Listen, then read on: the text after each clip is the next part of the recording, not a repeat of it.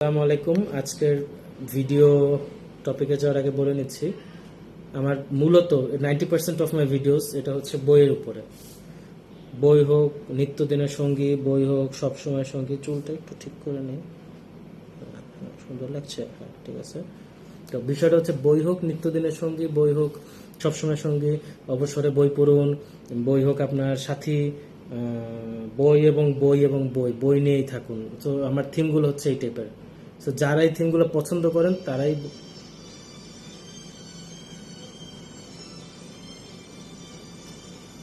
আসলে সবসময় আমি যখন একটা ভিডিও শুরু করি তখন এরকম দূরে একটা মোবাইল বাজতে থাকে, কেউ দরজায় নক করে, তারপরে কলিং বেলে চাপ দেওয়া হয়, কিন্তু নিরিবিলি একটা অবস্থায় আমি ভিডিও করতে পারি না।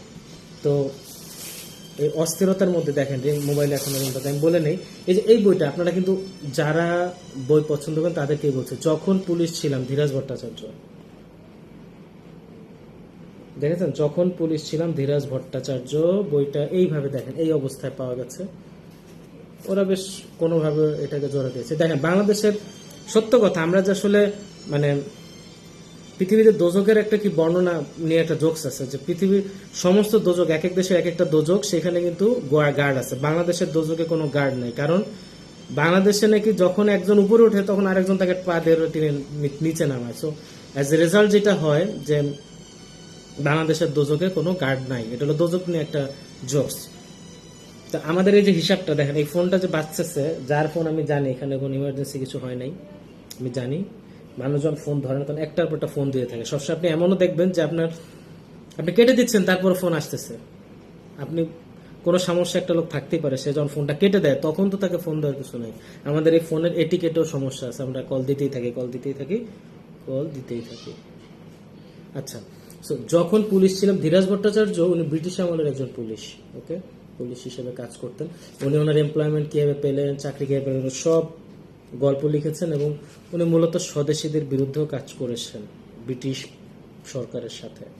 এ নিয়ে উনি দুঃখ প্রকাশ করেছেন। ওনার জীবনের খুব অন্তরঙ্গ গল্প। যখন পুলিশ ছিলাম, চিটংয়ে পোস্টিং ছিল, চিটং, কক্সবাজার, হ্যাঁ, সব জায়গায় পোস্টিং ছিল ওনার। এবং সেই সময়কার রিয়েল অবস্থা, একটা দ্বীপে একটা পুলিশ স্টেশনে চাকরি পাওয়াটা কতটা অদ্ভুত অবস্থা, কি প্রচন্ড কষ্ট এবং স্ট্রাগলের মধ্যে দিয়ে যেতে হয়, অনেক দূরে পোস্টিং পেলে কি হয়, কি সেই রকম একটা সময়ের কথা। মনে করেন সপ্তাহে একটা করে একটা জাহাজ যেত, একটা লঞ্চ যেত, সেই অবস্থাটা ছিল এই জায়গায় যখন পুলিশ ছিলাম। এটা এর পরের বই হচ্ছে কালকেতু উপাখ্যান। কালকেতু উপাখ্যান লিখেছেন মোহাম্মদ আব্দুল হাই ও আনোয়ার পাশা সম্পাদিত। আনোয়ার পাশা কে, মোহাম্মদ আব্দুল হাইকে, এইটা নিয়ে আমি এই ভিডিওটা দীর্ঘায়িত করব না। আনোয়ার পাশার বিখ্যাত বই হচ্ছে রাইফেল রোটে আওরা। তার মোহাম্মদ আব্দুল হাই হচ্ছেন অধ্যক্ষ বাংলা ও সংস্কৃত বিভাগ, ঢাকা বিশ্ববিদ্যালয়। আনোয়ার পাশা অধ্যাপক, বাংলা বিভাগ, ঢাকা বিশ্ববিদ্যালয়। কালকেতু হচ্ছে চণ্ডীমঙ্গল কাব্য থেকে কবি কঙ্কন মুকুন্দরাম চক্রবর্তী বিরচিত। সে কালকেতু উপাখ্যানকে সহজ ভাষায় লেখা হয়েছে। এগুলো আসলে এপিক বই, স্টুডেন্ট ওয়াইজ বাংলা বাজারের বই। আমি খুঁজে পেয়েছি, 28 টাকা মাত্র দাম, 1387 সনে বাংলা পাবলিশড। এই মধ্যযুগের সেই বাংলা সাহিত্যকে খুব খুব সহজ করে উনি লিখেছেন। দুইটা লাইন কি পড়বো কালকেতু উপাখ্যান থেকে?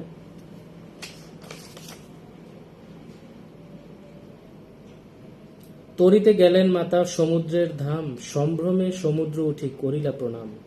কহে সিন্ধু সোর করে করিয়া পূজন, কি কারণে আল্লাহ মোর পবিত্র ভবন। অভয়া বলেন ভিক্ষা দেহ সিন্ধুপতি, দেহ নদ নদীগণ আমার সংহতি। বাংলা সাহিত্য, ক্লাসিক্যাল বাংলা সাহিত্য যারা ভালোবাসেন তাদের জন্য। এখন আমি চলে যাব রাজশাহীতে।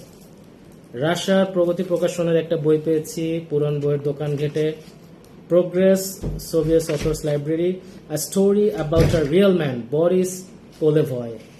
বরিস পোলেভয়ের লেখা, এটা 1979 এডিশন। বইটার অবস্থা খুব একটা ভালো না, এটা রেস্টোরেশনে দেওয়া হবে। আমার নেক্সট ভিডিওতে দেখতে পাবেন বইটা কতটা সুন্দর হয়ে গেছে। এর পরের বইটা হচ্ছে সাহিত্য সংস্কৃতির নামা প্রসঙ্গ, নীলিম ইব্রাহিম। নীলিম ইব্রাহিমকে এটাও গুগল করলে পাবেন। নীলিম ইব্রাহিমকে নিয়েও বেশি বলার কিছু নেই, ছোটবেলা থেকে ওনার নাম শুনেছি, এটুকু বলবো।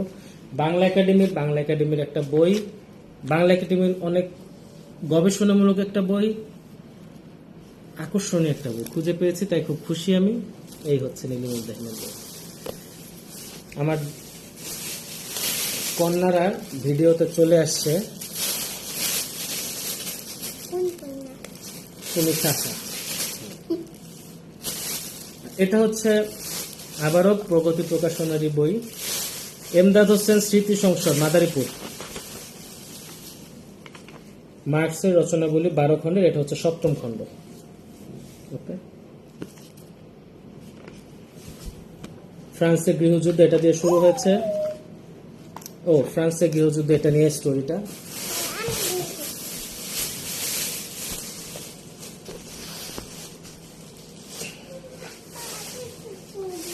পরেরটা হচ্ছে লেনিনের রচনাগুলি, এটাও এমদাদ হোসেন স্মৃতি লাইব্রেরি, এবং এটা হচ্ছে 12 খণ্ডের অদ্ভুত, এটাও 7ম খণ্ড, পেয়েছি পুরানো বই দোকানে।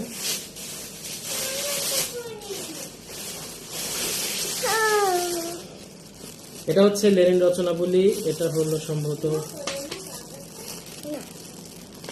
1ম খণ্ড। সুন্দর, ছবিটা সুন্দর আসছে। মার্কসের রচনাবলী, ওটা ছিল 7ম খণ্ড, এটা হচ্ছে 3য় খণ্ড। এটা আসলে রিস্টোরেশন করার কিছু না, আমি তো বই রেস্টোরেশন করেছি। এটা মানে খুব শক্ত, এখনো খুব শক্ত, ভালো বাইন্ডিং আছে। তো আশা করি রেস্টোরেশন করার পরে দেখতে পাবেন কেমন হয়েছে। এগুলো খুব শক্ত হার্ড কভার বাইন্ডিং, এগুলো তেমন কিছু করার নাই, খুব বেশি কিছু করতে হবে। ধীরাজ ভট্টাচার্যের যখন পুলিশ ছিলাম এটাকে, কালকে তুপাখানের অবস্থা খারাপ, স্পাইনের এই অবস্থা। বরিস পোলেভয়ের বইটা আসলে একেবারে সেই অবস্থা, এটা ঠিক করতে হবে, এটা রাখাই যাবে না। এটা কিন্তু মোটামুটি ঠিকই আছে, স্পাইনটা আমি নিজেও ঠিক করতে পারি, বাট এটাও রেস্টোরেশন করবো। বাট এইটা রেস্টোরেশন করবো কিনা আই এম নট শিওর। তো আসলে আমি করি কি, আমি পুরানো বই কিনে এগুলোকে নতুন জীবন দেওয়ার চেষ্টা করি, যেন 50 ইয়ার্স লেটার যদি একেবারে পুড়ে না যায় বা বন্যায় নষ্ট না হয়, কেউ যেন এগুলোকে আবার খুঁজে পায়। সো দ্যাটস ইট, রেস্টোরেশন করার পরে আবার দেখাবো এগুলোকে। Thank you.